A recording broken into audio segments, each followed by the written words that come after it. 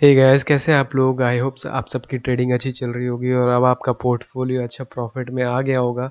And नहीं भी आया तो आप वीडियो को अगर समझेंगे अच्छे से और वीडियो हमारी फॉलो करेंगे तो आपको काफ़ी कुछ सीखने को मिलेगा और आप अपना पोर्टफोलियो को अच्छे से बिल्ड कर सकते हैं। तो भाई सबसे पहले बात करेंगे कि आज की मार्केट कैसी रही और हमने क्या ट्रेड लिया। एंड जो स्टॉक्स पे हम बात करने वाले जो हमें लगता है कि सही करेंगे वो है कोफोर्ज, डाबर, भारतीय एयरटेल क्यों हमें सही लगता है, एक्सिस बैंक पे भी बात करेंगे। तो ये चार स्टॉक्स हैं जो आज हम लेकर आए आपके लिए। एंड जो पीछे के भी वीडियोस हैं जिनमें हमने डाल रखे हैं तो उनको भी आप जाके देख सकते हो, उनकी परफॉर्मेंस भी आप चेक कर सकते हो। तो आगे बढ़ते हैं वीडियो में और सबसे पहले देखते हैं कि आज का बार मार्केट कैसी रही। मार्केट में अगर आप देखोगे निफ्टी बैंक ऑलमोस्ट फ्लैट थे and mid cap small cap में थोड़ी प्रॉफिट बुकिंग हुई मैं उसका रीज़न समझाता हूँ कि क्यों हुआ है। सबसे पहले चार्ट पर चलते हैं और समझते हैं। देखो निफ्टी में अगर आप देखोगे तो नीचे से काफ़ी एक स्ट्रॉन्ग रैली आई थी। अब क्या होता है कि ये 23,800 का जो जोन है वहाँ पर एक बड़ा रेजिस्टेंस था। तो जनरली ऐसे ही होता है, कभी भी मार्केट एक सीधी लाइन में नहीं चलती, वो थोड़ी सी प्रॉफिट बुकिंग आती है उसमें, फिर बाइंग आती है, इस तरीके से चलती है। तो अगर मार्केट एक स्ट्रेट लाइन में चल गई है तो थोड़ी सी उसमें कंसोलिडेशन आएगा क्योंकि थोड़ी प्रॉफिट बुकिंग और थोड़ी बाइंग आती है। एक लेवल पे जाकर मार्केट थोड़ा सा एक कह सकते हो कि सांस लेती है या फिर थोड़ा सा रेस्ट लेती है। और वो कहाँ पर होता है, जो पिछला हमारा रेजिस्टेंस एरिया होता है। तो अगर आप डेली कैंडल चार्ट पे देख सकते हो, ये निफ्टी वन डे का कैंडल चार्ट है यहाँ टॉप लेफ्ट कॉर्नर में। तो यहाँ पे आपको दिखेगा कि मार्केट जितनी बार भी आई है इस 23,800 के लेवल पे, तो वहाँ से उसको ऊपर और नीचे जाने में तकलीफ हुई है एंड उसी जोन में आ गई है। ये वो एक एरिया है जहाँ पर फिर से मार्केट उसी जगह पे आकर उसको दिक्कत हो रही है। तो मार्केट इसी तरीके से चलती है, जैसे मैंने कई बार अपने वीडियोज़ में बताया है कि कैसे मार्केट हाई एंड लो बनाती है। आप जाके वो वीडियोज़ को चेकआउट कर सकते हो तो उसमें आपको समझ आएगा कि मार्केट कैसे हाई एंड लोज बना के चलती है। अब एक बार में अगर इतनी तेज़ी आ गई तो थोड़ा सा यहाँ से रिट्रेसमेंट आएगा, फिर उसमें बाइंग आएगी एंड देन फिर फाइनली इस लेवल को निकालेगा। एक बार में इस लेवल को इतनी जल्दी नहीं निकालता है। तो ये तो हो गया निफ्टी पे बात। अब चलते हैं और स्टॉक्स पे बात करते हैं कि हमें कौन कौन से स्टॉक्स सही लग रहे हैं। सो पहला स्टॉक है कोफोर्स। देखो कोफोर्स पे बात करना ज़रूरी इसलिए क्योंकि ये स्टॉक बहुत ही टाइम से एक डाउन ट्रेंड में था। मोस्टली सारे स्टॉक्स से अब ये आईटी स्टॉक्स क्यों इतना हमें सही लग रहा है इस टाइम पे, उसका मैं आपको रीज़न समझाता हूँ कि क्या रीज़न है कि इसका ट्रेंड कैसे चेंज हो रहा है। देखो कभी भी किसी भी स्टॉक को, गिरते हुए स्टॉक को आपको एवरेज डाउन नहीं करना। जब तक ये नीचे गिर रहा है तब तक इसमें आपको नहीं एंटर करना है। आपको वेट करना है कि उसका ट्रेंड कब चेंज हो रहा है। एंड मैंने बहुत बार बताया, मैं फिर से आपको ये चीज़ बता देता हूँ कि मार्केट का ट्रेंड कैसे चेंज होता है। मार्केट का ट्रेंड होने के लिए सबसे पहले आपको समझना है सपोर्ट एंड रेजिस्टेंस का क्या रिलेशन रहता है। देखो जब भी मार्केट एक जगह से सपोर्ट लेती है, सपोर्ट मतलब वहाँ से बाउंस बैक, एंड फिर जब उसको ब्रेक करती है उसी लेवल को, तो वो जो सपोर्ट है वो बन जाता है रेजिस्टेंस। फिर मान लो एक बाउंस बैक आता है 9600 से, ये जो लेवल है, फिर जब उसको ब्रेक करती है तो वो बन जाता है रेजिस्टेंस। जितनी बार ये सपोर्ट को ब्रेक करेगी वो सपोर्ट हमारे लिए बन जाता है रेजिस्टेंस। वापस से जब मार्केट में बाउंस आता है उसी जगह से सेल ऑफ आता है। यही बायर्स एंड सेलर्स का एक साइकोलॉजी आपको समझना है कि जहाँ से बाइंग आती है वहीं से सेलिंग क्यों आती है, क्योंकि ये एरिया होता है, एक जोन होता है।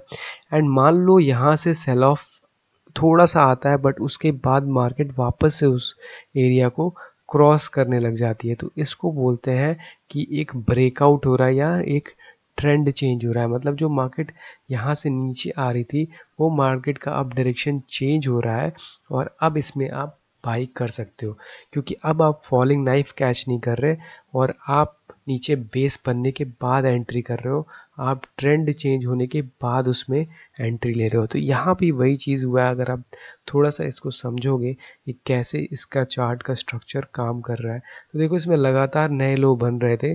जैसा मैंने आपको बताया कि मार्केट में जब तक नया एक स्टेयरकेस की तरह मार्केट आती है, स्टेप्स की तरह नीचे गिरती हुई चलती है, यहाँ भी आपको दिखेगा कि उसी तरीके से मार्केट लगातार नए नए लो बना रही थी। ये कोफोर्ज का चार्ट है, डेली चार्ट है, मतलब एक एक कैंडल जो है एक एक दिन का है। अब यहाँ पर क्या हुआ है, अब इसी चीज़ को मैं थोड़ा सा आपको जूम करके दिखाता हूँ कि कैसे मार्केट काम करती है। इस चार्ट से आपको कितना क्लियरली समझ में आ जाएगा। तो यहाँ पर अगर आप देखोगे तो मार्केट जब ऊपर जा रही थी, यहाँ पे आप देखो एक अच्छा खासा बुल रन था और फिर प्रॉफिट बुकिंग हुई और मार्केट गिरना शुरू हुई और यहाँ से फिर एक बाउंस बैक आया। जैसे मैंने बताया कि एक बाउंस बैक एक लेवल से आता है, फिर जब उस लेवल को ब्रेक करता है, उस लेवल को जब ब्रेक करेगा, क्योंकि यहाँ पर से जो बाइंग आई थी उन सबके स्टॉप लॉस क्या होंगे, इनके नीचे होंगे। तो एक बार के लिए उस लेवल को जब ब्रेक करता है, यहाँ से एक और बाउंस, और बाउंस के बाद फाइनली ये ब्रेक कर गया। तो क्या हो गया, जब ये इस लेवल को ब्रेक किया तो ये हमारे लिए क्या बन गया, रेजिस्टेंस। जो हमारे लिए सपोर्ट था वही अब हमारे लिए रेजिस्टेंस बनेगा। कैसे, आप देखो उसी जगह पे फिर से मार्केट आई और वहाँ से फिर से एक सेल ऑफ आ गया। तो जैसे मैंने आपको बताया कि कोई भी सपोर्ट ब्रेक होता है तो वो हमारे लिए रेजिस्टेंस बन जाता है और वहीं से सेल ऑफ आता रहता है। यहाँ से फिर सेल ऑफ, फिर यहाँ से सेल ऑफ, ऐसे फिर मार्केट ऊपर जाती है, फिर वहाँ से सेल ऑफ।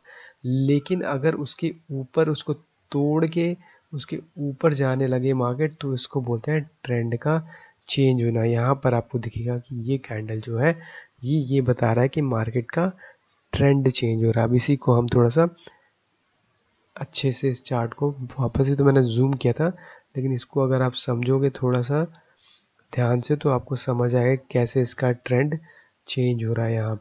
यहाँ पर इसके ऊपर अब क्लोज होने लग गया है। लेकिन इसमें ध्यान देने वाली बात है कि कल हम इसको तभी बाई करेंगे जब इसके हाई के ऊपर ये ओपन होगा। क्यों, क्योंकि इसी के ऊपर लोगों के स्टॉप लॉस लगे होंगे। ये जिन्होंने भी मार्केट जब यहाँ से नीचे गई, सेल ऑफ हुई एंड एक बार के लिए जब दोबारा ऊपर जाती है ना तो लोग फिर से इसको शॉर्ट करते हैं। एंड ये जब इस चीज़ को फिर से क्रॉस करने लग जाती है तो लोग अपने शॉर्ट्स को कवर करने लग जाते हैं। तो वहाँ से फिर रैली इस तरीके से आती है एंड फिर मार्केट में नए जो ट्रेंड है वो स्टैब्लिश हो जाता है। तो ये हो गई हमारी पहला कोफोर्ज की बात। दूसरा जो चार्ट हमें सही लग रहा है जिसमें हमें लगता है कि अच्छा मूव आ सकता है वो है डाबर। तो उसके चार्ट को समझते हैं कि इसमें क्यों हमें ऐसा लग रहा है, तो उस पर अब हम बात करेंगे। देखो किसी भी स्टॉक को अगर आपको समझना है ना कि कहाँ पे खरीदना है कहाँ पे बेचना है तो उसकी हिस्ट्री देखनी बहुत ज़रूरी है। चार्ट में अगर आप पीछे जाओगे तो ये जो इसका 500 का जोन है, ये आप पीछे जाओगे तो कितना भी आप जाओ ना पीछे, मतलब पिछले 10 साल में भी आप देखोगे तो इस 500 के लेवल को इसने बहुत ही ब्यूटीफुली रिस्पेक्ट किया। आप देखो ये 500 का वही एरिया है जहाँ से ये किया है 660 तक, 650, फिर 650 से फिर आया 500 पे, फिर 500 से 600, मतलब 500 से 600 के बीच में इतनी बार ये टर्न हुआ है। मतलब मल्टीपल टाइम आपको दिखेगा कि जितनी बार नीचे आता है उतनी बार आपको इसमें बाइंग आ जाती है।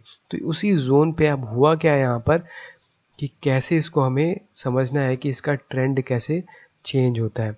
तो यहाँ पर एक चीज़ समझनी है कि जब कहीं पे भी बाइंग आती है, अब यहाँ पर देखो जब इस जोन में आया मार्केट एंड बहुत सारे लोगों ने देखा, 1 सेकेंड, तो यहाँ से प्राइस गिरता हुआ आया एंड यहाँ पर बाइंग आई। सारे बायर्स जो थे उन सब का स्टॉप लॉस इसने यहाँ पर खींच दिया। मतलब तभी तो प्राइस में सेल ऑफ क्यों आता है, जो भी बायर्स थे जिन्होंने इसको देखा कि 500 के लेवल पे आ गया है उन्होंने बाई किया। एंड जब 500 से ये जब प्राइस आया 500 पे और 500 से जब ये ऊपर चला गया 550 के आसपास तो उन सब लोगों ने क्या किया, अपना स्टॉप लॉस इसके नीचे रखा होगा एंड इन सब के स्टॉप लॉस को यहाँ पर हिट किया एंड हिट करने के बाद वापस से प्राइस रिट्रेस कर गया। ये होता क्या है कि जो बड़े बड़े ऑपरेटर्स होते हैं वो स्टॉप लॉस को हिट करा के फिर से मार्केट को ऊपर ले जाते हैं। तो इस सिचुएशन में कैसे आपको एंट्री करनी होती है वो मैं आपको समझाता हूँ। री एंट्री भी कैसे होती है वो भी आपको समझना पड़ेगा। देखो सबसे पहले तो कोई भी मान लो सपोर्ट एरिया है, जैसे मैंने आपको बताया 500 का लेवल, तो वहाँ से मल्टीपल टाइम वहाँ पर आके मार्केट सपोर्ट लेती है। तो ये क्या हो गया, ये उनको पता है बड़े बड़े प्लेयर्स को कि इन सब के नीचे सब लोगों ने अपने नीचे स्टॉप लॉस लगाए होंगे।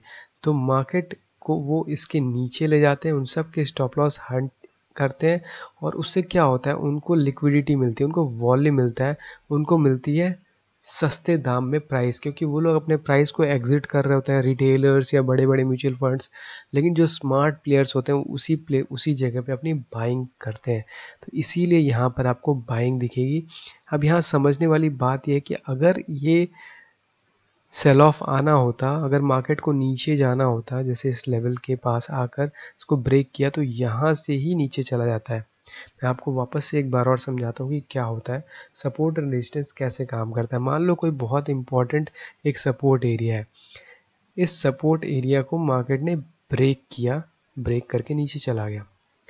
अगर मार्केट वापस रिट्रेस करती है, उस जगह पर रीटेस्ट करती है, तो उस जोन में वापस से सेलिंग आती है और मार्केट उसको नीचे ले जाती है।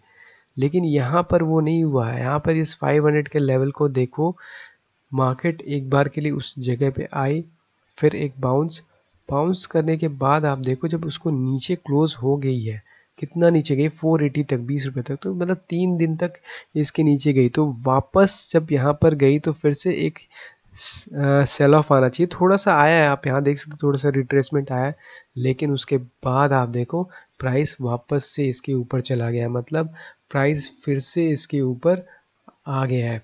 तो इससे ये पता चलता है, ये इसमें समझने वाली बात होती है कि ये जो प्राइस एक्शन है, ये जो प्राइस का ब्रेकडाउन था वो फेक था और मार्केट नीचे नहीं जाएगी, मार्केट यहाँ से ऊपर जाने के लिए रेडी हो चुकी है और यहाँ से नए हाई बनाएगी। क्यों? क्योंकि नया लो नहीं फॉर्म हुआ। जब भी इसको ब्रेक करती है, यहाँ ब्रेक करने के बाद अगर यहाँ आकर रीटेस्ट किया है मार्केट ने, तो रीटेस्ट करने के बाद नया लो बनना चाहिए, इस लो को ब्रेक होना चाहिए, लेकिन ऐसा हुआ नहीं। अगर आप ध्यान से देखोगे तो इस यहाँ से जो रिट्रेसमेंट आई है वो पिछले लो के ऊपर बनी है।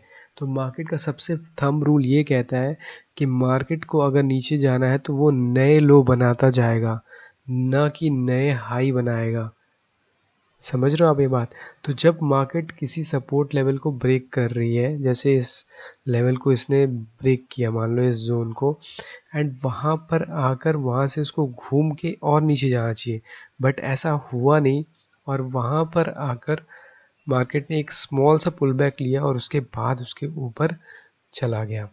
तो इससे ये पता चल गया कि अब जो ट्रेंड है वो ऊपर जाने के लिए इंटैक्ट है और मार्केट अब नए हाइस बनाता जाएगा इस तरीके से। एंड एक और चीज़ यहाँ पर नोट करने वाली है, अगर पीछे जैसे मैंने आपको चार्ट पे दिखाया कि 500 का जोन डाबर पे कितना इम्पोर्टेंट है। अगर आप पीछे कितना भी पीछे चले जाओ, मतलब 500, 450, 480, इसी जोन को हमेशा से रेस्पेक्ट की है। मतलब ये पिछले 4-5 साल का चार्ट है और अब जितने भी जाओगे पीछे आपको यही दिखेगा कि बार बार ये 650, 700 तक जाता है और नीचे यहाँ पर आपको दिखेगा 500 का लेवल पे, 1, ट्वाइस, थ्राइस, यहाँ भी है 1, 4, 5, 6, 7, मतलब मल्टीपल टाइम्स यहाँ से इसका पुल बैक आया है, इसलिए ये जोन इतना इम्पोर्टेंट हो जाता है। लेकिन यस, फॉलिंग नाइफ आपको कैच नहीं करना होता, आपको करना होता है कि जब ट्रेंड चेंज होगा। अब यहाँ पे मैंने आपको लॉजिक समझा दिया कि ट्रेंड कैसे चेंज होता है। अगर आपको नहीं समझ आया तो वीडियो फिर से उसको समझ सकते हैं एक बार और प्ले करके, अदरवाइज आप कमेंट सेक्शन में भी मेरे से पूछ सकते हैं कि कैसे रहता है। सो आगे बढ़ते हैं और बात करते हैं तीसरे स्टॉक्स पे, जो कि है भारतीय एयरटेल का। देखो भारतीय एयरटेल का इसलिए हमने लिया है क्योंकि काफ़ी टाइम से ना ये एक रेंज में था और रेंज से बाहर निकलने के लिए अब रेडी है। तो ये इसका प्राइस एक्शन बाकियों से एकदम अलग है, इसमें कोई बॉटम बनने का वेट नहीं था, एक रेंज से बाहर निकल रहा है। मार्केट ऑलरेडी अप ट्रेंड में थी।